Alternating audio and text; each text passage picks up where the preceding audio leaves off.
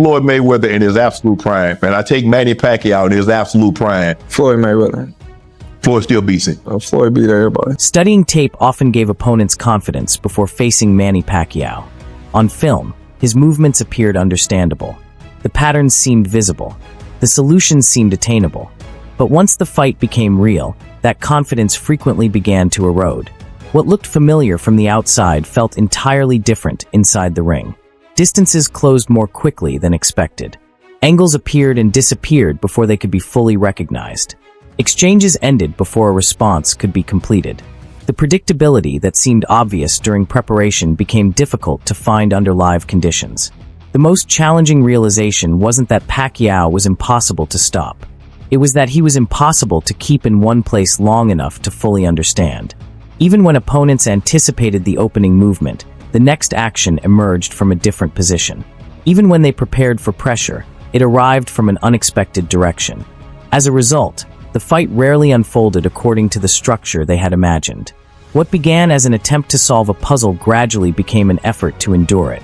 The objective shifted almost without notice. Control gave way to containment. Dominance gave way to adaptation. Winning individual exchanges became less important than remaining composed through a pace that refused to settle. The ring itself seemed to change. Not because Pacquiao physically crowded every opponent, but because the number of available options kept shrinking. Decisions had to be made faster. Opportunities disappeared sooner. Certainty became harder to maintain. What made this especially frustrating was that previous experience offered limited reassurance. Lessons learned in earlier fights rarely translated cleanly into the next one. Each encounter felt like a reset, forcing opponents to confront a slightly different version of the same challenge. That is why fighters who knew Pacquiao best rarely spoke about mastering him. More often, they described managing him, staying disciplined, staying focused, and surviving long enough to compete on equal terms. And when the final bell rang and the noise faded away, what remained wasn't simply a record of victories or championships. It was a memory of a fighter who seemed to operate just beyond complete understanding. A fighter whose greatest impact wasn't always measured by force, but by the way he altered an opponent's perception of timing, distance, and reaction. Some champions leave marks on the scorecards. Others leave marks on the body. Pacquiao left marks on perception. Years later, when his name entered a conversation, those who had faced him often paused, not out of uncertainty but recognition. They remembered a pace that never fully settled, a style that never stayed still long enough to be solved, and a presence that always seemed one step ahead of explanation. That is the legacy many carried with them. Not dominance defined solely by numbers, but the memory of sharing the ring with someone who made time itself feel just a little harder to hold on to. The best fighter out far probably was Manny Pacquiao, because of his movement. But you made it look easy. But he's a hell of a fighter, and I can see why he won so many fights. The conversation begins with what Evander Holyfield saw when he watched the fight unfold. This wasn't coming from a casual observer or a commentator looking for a headline. It came from a former heavyweight champion, a fighter who spent decades competing at the highest level against some of the most dangerous opponents boxing has ever produced. According to Holyfield, the outcome was clear. In his view, Manny Pacquiao had done enough to win. Not because the contest was razor-thin or impossible to score, but because he believed Pacquiao controlled more of the meaningful action throughout the fight. What made the statement stand out was the confidence behind it. Holyfield wasn't describing a result that could have gone either way. He was expressing the belief that Pacquiao deserved the decision despite not delivering what many would consider a peak performance. That perspective challenges the narrative that developed afterward. It suggests that, in Holyfield's assessment, the fighter who officially lost may have been the one producing the more effective work on the night. Whether fans agree or disagree, the significance lies in who was making the argument. A former world champion whose opinions were shaped by a lifetime spent understanding what winning a boxing match actually looks like. And that is where the debate continues, not with scorecards or statistics alone, but with the question that has followed the fight ever since. When experienced champions watched what happened in the ring, what did they believe they were actually seeing? I like Pacquiao. Pacquiao's a good fighter. Now, he my favorite. I like Pacquiao because the fact of the matter, you know what. And then there's another perspective that often gets overlooked. The opinion of the person standing closest to the action on Floyd's side. During the fight, Viewers could hear Floyd Mayweather Sr. urging his son to engage more, calling for specific adjustments and encouraging him to let his hands go. This wasn't criticism coming from an opponent, a journalist, or a fan. It was coming from his father and trainer, someone who knew him better than almost anyone else in boxing. That's what makes those moments so interesting when people revisit the fight. Because years later, the official result remains unchanged. The records still show a victory for Floyd Mayweather Jr. The undefeated record remains intact. And many discussions about the bout are framed as though the outcome was obvious from start to finish. But for those who watched closely, the story isn't always presented as being that simple. Some fans remember a competitive contest rather than a one-sided performance. They remember stretches where Manny Pacquiao pushed the action, forced exchanges, and created moments that challenged the image of complete control often associated with the final result. That's why the fight continues to spark debate years later.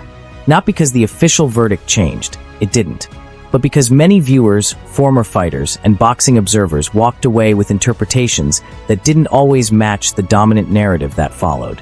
And whenever a fight continues generating arguments long after the final bell, it usually means one thing.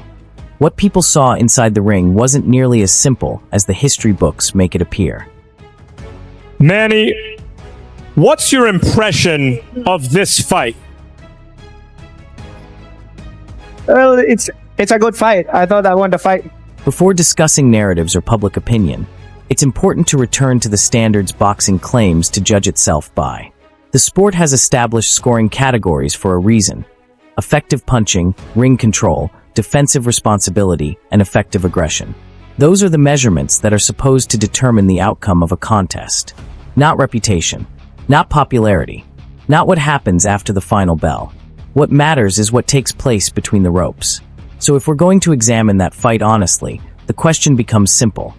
How did each fighter perform under those standards? Many observers who later reviewed the bout in detail argued that Manny Pacquiao produced some of the cleaner and more impactful offensive moments. They pointed to his success in initiating exchanges, creating openings, and landing shots that visibly influenced the action. Others focused on ring control, another key scoring element. From that perspective, supporters of Pacquiao contend that he was often the fighter dictating where and how exchanges occurred, forcing movement and setting the pace rather than simply responding to it. Based on those observations, a number of analysts concluded that Pacquiao's performance compared favorably when measured strictly by traditional judging criteria. Yet the official decision favored Floyd Mayweather Jr. That gap between the official outcome and the interpretation of some analysts is what continues to fuel debate years later. Critics of the decision argue that factors beyond pure in-ring performance may have influenced how the fight was perceived and scored. Supporters of the result, meanwhile, point to Mayweather's defensive discipline, counterpunching, and ability to minimize damage as justification for the verdict. The reason the discussion persists is not because everyone agrees on what happened. It's because even now, many people continue to look at the same fight and arrive at completely different conclusions about who better satisfied boxing's scoring standards. Floyd Mayweather beat Manny Pacquiao, it's true. Floyd is one of the top 10 greatest pound-for-pound fighters who ever lived. Tough to argue otherwise. But pound for pound, he can't be above Manny Pacquiao. According to critics of the decision, the controversy extends beyond the action itself. They argue that major fights are never isolated from the business surrounding them. The promotional interests, financial stakes, industry relationships, and expectations that come with events of that scale. From that perspective, the debate isn't simply about who was awarded the victory. It's about whether the official outcome reflected what happened inside the ropes or the forces operating outside them. That's the discussion many supporters of Manny Pacquiao believe never received enough attention. With that in mind, the focus shifts back to the performance of Floyd Mayweather Jr. on fight night. Over the years, his showing has often been remembered as a masterclass in control and defensive boxing. But critics of that interpretation see the bout differently. They argue that much of Mayweather's strategy revolved around limiting exchanges, reducing opportunities for sustained offense, and avoiding prolonged engagements whenever possible. Rather than meeting Pacquiao in extended trading sequences, they point to his emphasis on movement, positioning, clinching when necessary, and creating separation after exchanges. In their view, the objective was not to dominate through offensive output, but to minimize risk while preventing Pacquiao from establishing momentum. Supporters of Mayweather described those tactics as elite ring IQ and defensive excellence. Detractors described the same actions as excessive caution and an unwillingness to engage on equal terms. That difference in interpretation sits at the heart of the controversy. One side sees a disciplined champion executing a calculated game plan to perfection. The other sees a fighter whose priority was avoiding danger rather than imposing his will. And because both sides are watching the same footage through completely different lenses, the argument surrounding the fight remains alive years after the final bell.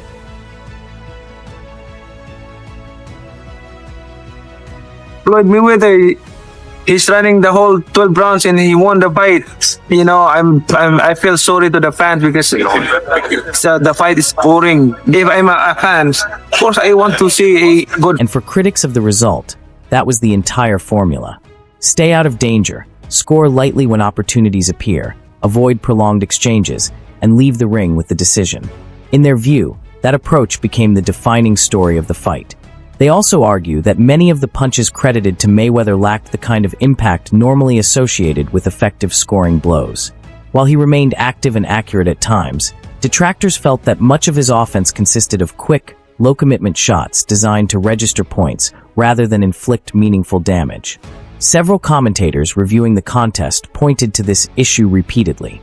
They questioned whether many of those connections truly represented effective offense under traditional judging standards. To them, the volume of light contact often outweighed the quality of the exchanges. Critics further noted instances where punches appeared awkward or unconventional, arguing that some shots were receiving credit despite lacking the form or effectiveness normally expected at the elite level.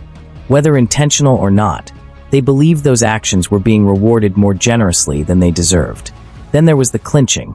For those who viewed the fight through a critical lens, the repeated tie-ups became one of the most frustrating aspects of the contest. Whenever exchanges threatened to develop, the action was frequently interrupted by grabs, holds, and attempts to smother momentum. As the rounds progressed, many observers felt that these interruptions became a recurring feature of the fight.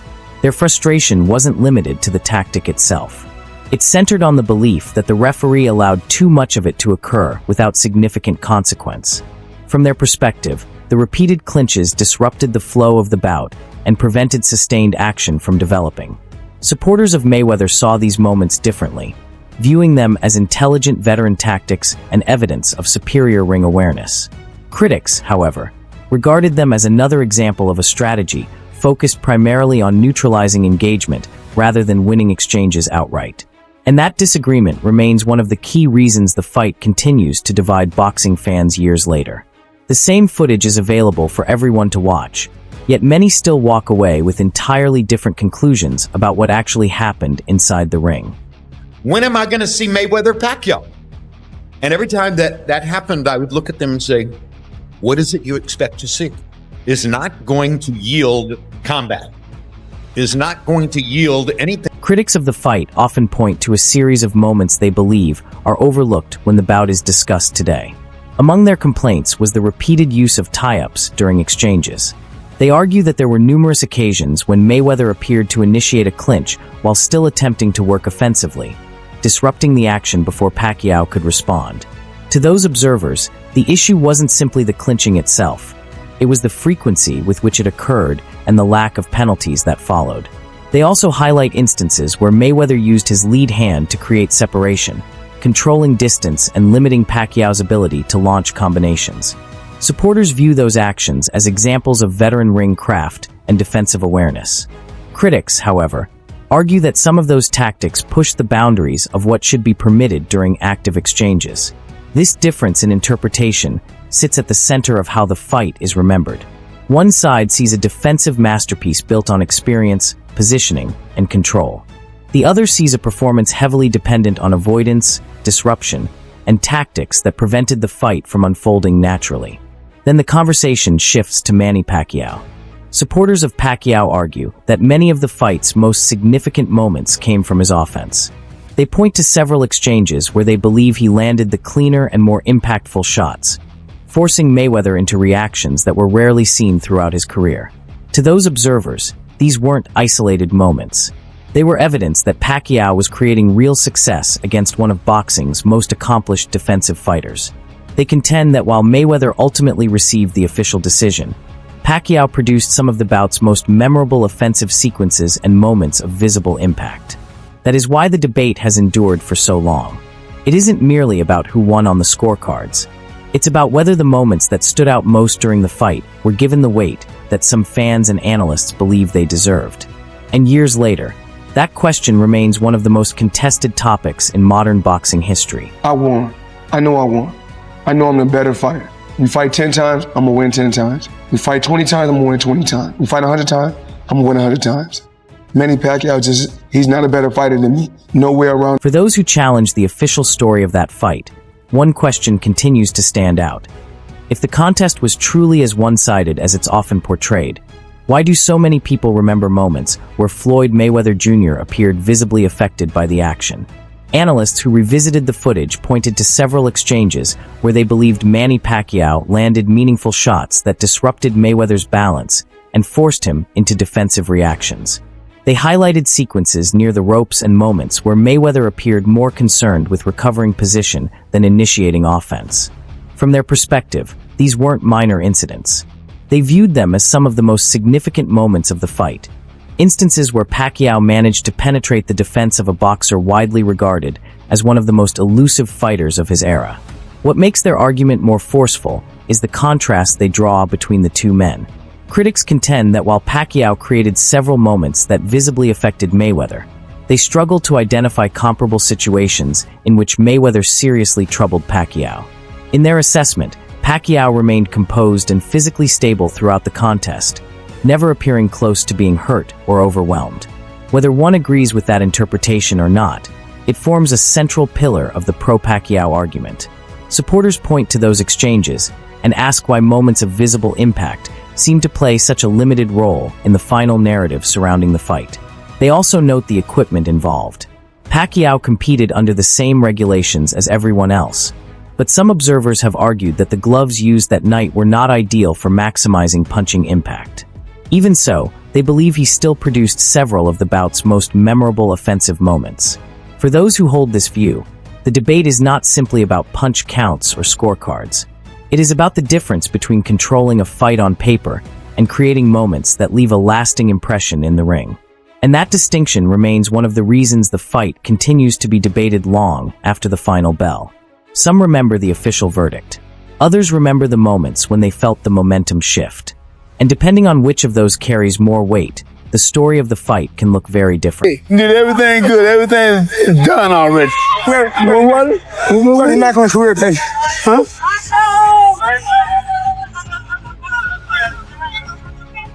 Everything you saw me from day one. I always remember. Everything working, baby. Everything working. For critics of the official result, another question continues to linger. If Manny Pacquiao was able to create those moments under the conditions of that fight, what might the contest have looked like under different circumstances? Supporters of Pacquiao often point to factors they believe limited his effectiveness and argue that, despite those obstacles, he still managed to produce some of the most impactful sequences of the night. From their perspective, the footage itself tells the story. They see a fighter who continued pressing forward, creating opportunities, and forcing reactions from an opponent many expected to control every aspect of the contest. To those observers, the significance lies not in hypothetical scenarios, but in what they believe actually occurred inside the ring. They argue that Pacquiao consistently found ways to influence the action, land meaningful shots, and dictate stretches of the fight despite entering as the underdog. Then there is another detail that supporters frequently revisit: the corner of Floyd Mayweather Jr. Among all the voices surrounding the fight, few carried more weight than that of Floyd Mayweather Sr. As both father and trainer, he possessed a unique understanding of his son's strengths, weaknesses, and tendencies. His role wasn't simply to offer encouragement. It was to identify problems and provide solutions as the fight unfolded. Critics point to moments between rounds where Mayweather Sr. appeared dissatisfied with what he was seeing. Rather than sounding completely comfortable with the direction of the bout, they interpret his instructions as evidence that he believed adjustments were urgently needed. For those who question the dominant narrative surrounding the fight, these exchanges are significant. They argue that if the contest were truly as one-sided as it is sometimes portrayed, there would have been little reason for concern in the corner. Instead, they see a trainer reacting to a competitive and potentially dangerous situation unfolding in real time. Whether one agrees with that interpretation or not, it remains one of the details frequently cited by those who believe the fight was far closer and far more controversial than its official result suggests. Pacquiao's hands just felt heavy. After the fight, I constantly was thinking, why did his fist feel like a rock? You know? It was like awkward, right? I was like, why did his fist feel so hard in the fight? You know? What makes the discussion surrounding that fight so fascinating to some observers is not what was said after the decision. It's what was being said while the fight was actually happening. Standing in Floyd's corner was Floyd Mayweather Sr., the person who arguably understood his son's boxing instincts better than anyone else. He had watched the highs, the lows, the adjustments, and the championship performances throughout an entire career. That is why many critics place so much emphasis on his reactions during the fight. They argue that the instructions coming from the corner did not sound like the words of a trainer completely satisfied with what he was seeing. Instead, they heard urgency. They heard demands for greater engagement, more commitment to offense, and a stronger willingness to impose the fight rather than simply manage it. For those who question the accepted version of events, those moments matter. They point to them as evidence that even within Mayweather's own corner, there was recognition that the fight was more competitive than many later claimed. Some observers dismissed those concerns as nothing more than the natural tension that accompanies elite-level competition. Their position is straightforward. Every championship fight is stressful, every trainer pushes for more, and every corner seeks adjustments regardless of how well things may be going. Others were unconvinced. They argue that when they revisit the fight, they don't see the overwhelming dominance that later became attached to the result. Instead, they see a competitive contest with momentum swings, difficult exchanges, and stretches where Manny Pacquiao created real problems for one of the greatest defensive fighters in boxing history. That disagreement leads directly into one of the most common defenses of Floyd Mayweather Jr., his style. Supporters point out that Mayweather built an entire Hall of Fame career around defense, timing, and counterpunching. His objective was never to engage recklessly. It was to limit opportunities, force mistakes, and capitalize on openings when they appeared. Critics respond with a different question.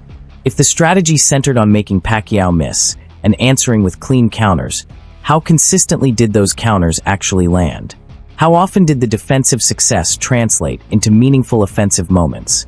Some analysts reviewing the fight argued that the return fire was less effective than expected. They felt that while Mayweather succeeded in avoiding danger for stretches, he did not consistently punish Pacquiao in the way that other elite counterpunchers had managed throughout Pacquiao's career. That comparison frequently leads to Juan Manuel Marquez. Marquez built his reputation against Pacquiao by taking risks and committing fully to counter opportunities. Their rivalry produced some of boxing's most dramatic exchanges, culminating in the famous knockout that remains one of the defining moments of both men's careers. For analysts making this comparison, the distinction is not simply about technical skill. It is about intent. They argue that Marquez was willing to stand in range long enough to create decisive countering opportunities, whereas Mayweather's approach prioritized minimizing risk above all else. Whether one agrees with that assessment or not, it remains a central argument among those who believe the official narrative of the fight tells only part of the story. In their view, the contest was never the effortless showcase it is sometimes remembered as being. Instead, it was a difficult, competitive fight that continues to generate debate because so many people saw something different from what they were later told they had witnessed. Mayweather, in this interpretation, is often described by critics as a fighter who prioritized avoidance above engagement. Someone whose instincts leaned more toward not being hit than standing and trading. Supporters strongly reject that framing, but it remains part of the broader debate around his style. And that's where the comparison to Juan Manuel Marquez often enters the conversation.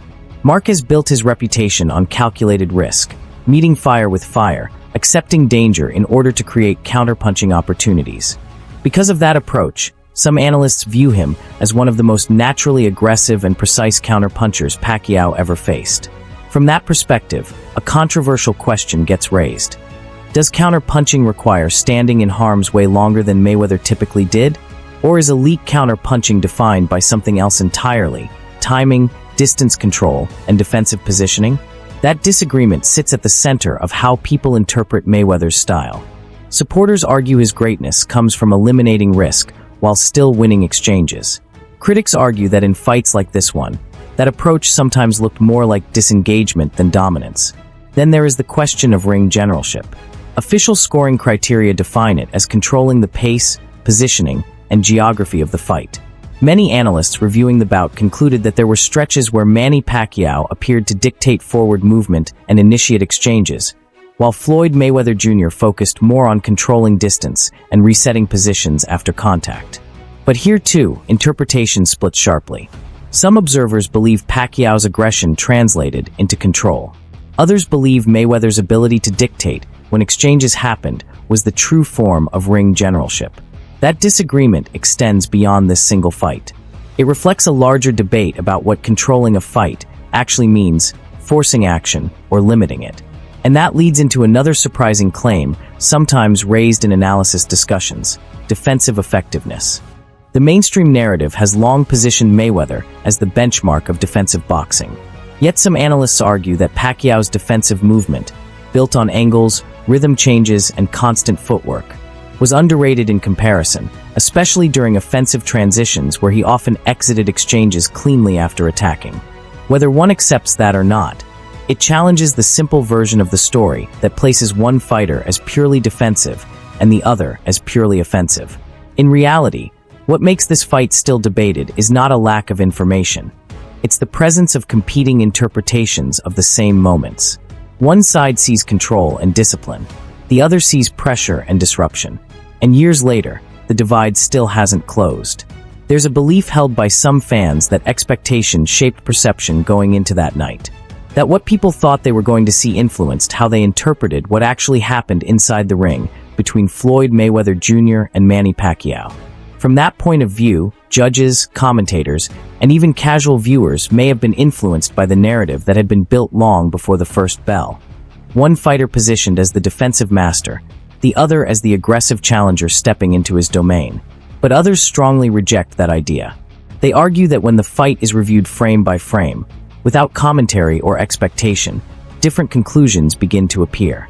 They point to moments where Pacquiao's movement, pressure, and offensive bursts seem to shift momentum in certain rounds, while Mayweather's defensive control and timing shaped others.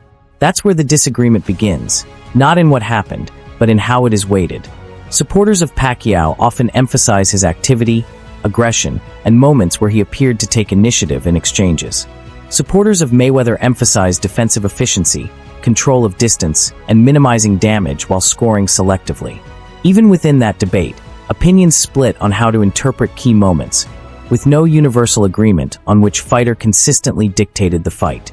Another layer that often enters the discussion is Pacquiao's physical condition going into the bout. It has been widely reported that he entered the fight dealing with a shoulder issue, something his camp has pointed to as a limiting factor in his performance. Whether and how much that affected the outcome remains part of ongoing debate. From one perspective, that adds context to his performance. From another, it doesn't change the official result. Then there are post-fight comments from Mayweather himself that fans frequently revisit, especially when discussing how competitive the fight actually was. Some interpret certain interviews as acknowledging Pacquiao's difficulty as an opponent, while others see his overall career statements as consistent confidence in his performance that night. And that contrast between interpretation, memory, and official result is exactly why this fight still generates discussion years later. Because depending on who you ask, the story changes. Not because the footage changes, but because people continue to disagree on what it actually shows. In the long build-up to the fight between Floyd Mayweather Jr. and Manny Pacquiao, expectations, negotiations, and public demand all became part of the narrative. For years, the matchup carried massive attention, with debates over timing of negotiations, and when the fight would finally happen. For critics, that history matters. They argue it shaped how the fight itself was later interpreted. Supporters of that view often point to contradictions they believe exist between different post-fight statements and the way the bout is remembered in hindsight. They also reference comments from analysts and former fighters who interpreted the contest differently than the dominant post-fight narrative. One of the recurring themes in those discussions is how the fight might be viewed in the long term. Some analysts have suggested that as time passes and emotions fade, future viewers will revisit the footage with less expectation and more focus on the raw action inside the ring, applying boxing's scoring criteria directly to what they see. Those criteria are clear on paper: clean punching, effective aggression, ring generalship, and defense. But interpretation is where the debate begins. Some viewers emphasize Pacquiao's forward pressure, offensive bursts, and moments where he appeared to push the action and force engagement. Others emphasize Mayweather's defensive structure, control of distance, and ability to limit sustained exchanges. Even experienced observers have come away with different readings of the same rounds. That is why, years later, the fight is still discussed, not because the result changed, but because agreement about the performance never fully formed. And that gap between official outcome and public interpretation is what keeps the conversation alive. Some see a clear defensive masterclass. Others see a much closer, more competitive fight than the final narrative suggests. And depending on which moments you focus on, both interpretations can feel convincing. That is the unusual legacy of the fight, not certainty, but division. Not a single story, but two competing ones that still haven't fully reconciled. For some fans, the debate around the fight between Floyd Mayweather Jr. and Manny Pacquiao has never really settled. They argue that different interviews, post-fight reactions, and analyst breakdowns continue to fuel competing interpretations of what actually happened inside the ring. Over time, even statements from fighters themselves have been re-examined and debated. Some taken as evidence of respect for a difficult opponent, others interpreted differently depending on perspective. And that's why the conversation hasn't disappeared. Because depending on who you listen to, the story changes shape. Some believe the official result reflects defensive control, timing, and ring management at the highest level. Others believe Pacquiao's aggression, pressure, and offensive moments created a far closer fight than the final narrative suggests. Even analysts who have reviewed the footage multiple times still disagree on how to weigh key rounds and moments. And that disagreement is exactly what keeps the discussion alive. Not everyone sees the same fight when they go back and watch it. And that alone is enough to keep the debate going years later. Because in boxing, sometimes the most controversial fights are not the ones that end in chaos, but the ones where people still argue about what they saw long after the bell.